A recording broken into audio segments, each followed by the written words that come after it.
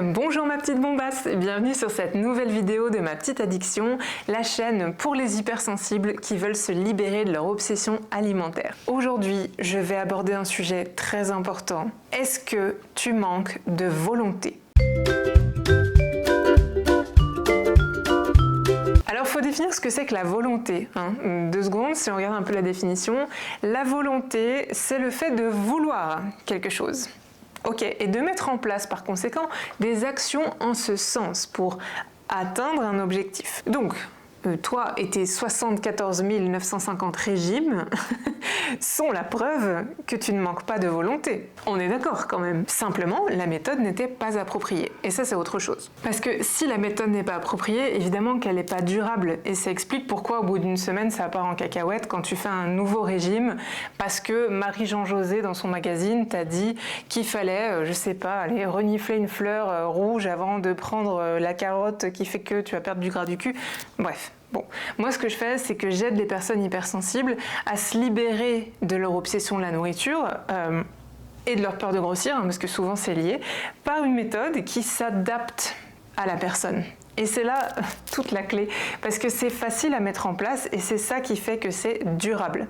Donc je t'invite à faire un tour sur mon site si tu veux en savoir plus. Et si on retourne sur la volonté, les personnes qui veulent perdre du poids, tout comme celles qui veulent se débarrasser de leurs troubles alimentaires, ont profondément envie que ça cesse. Donc si toi aussi tu as envie, vraiment sincèrement, que la situation change, tu fais preuve à ce moment-là, maintenant, avec moi quand on en discute, de volonté et de motivation. Il n'y a aucun doute là-dessus. Et je dirais même plus, je pense que tu as plus de motivation et de volonté que la majorité des personnes, parce que ça fait sûrement des années que tu as tenté 1001 choses inadaptées, mais du coup, faut avoir sacrément de la volonté pour, malgré tous ces échecs, vouloir encore y arriver.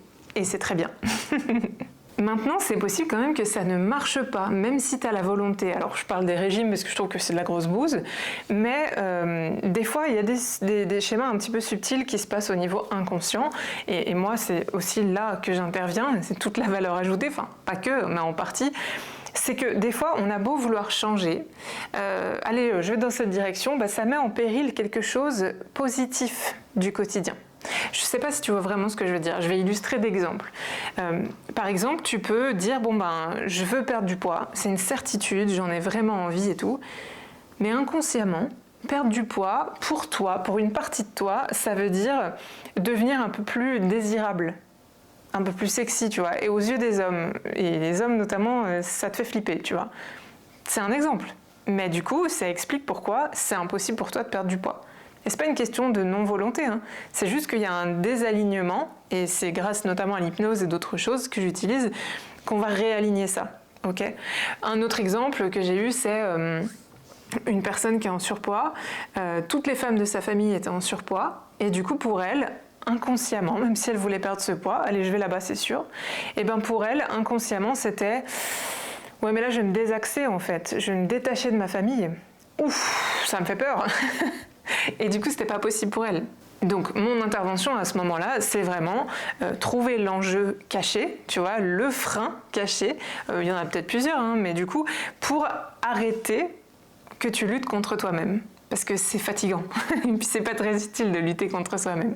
Mais si tu as tenté depuis des années d'apaiser ta relation à la nourriture avec des régimes qui n'étaient pas adaptés à tes besoins, qu'ils soient physiques ou émotionnels, parce qu'il ne faut pas les négliger ceux-là, c'est normal que tu n'aies pas pu tenir sur le long terme. C'est une évidence.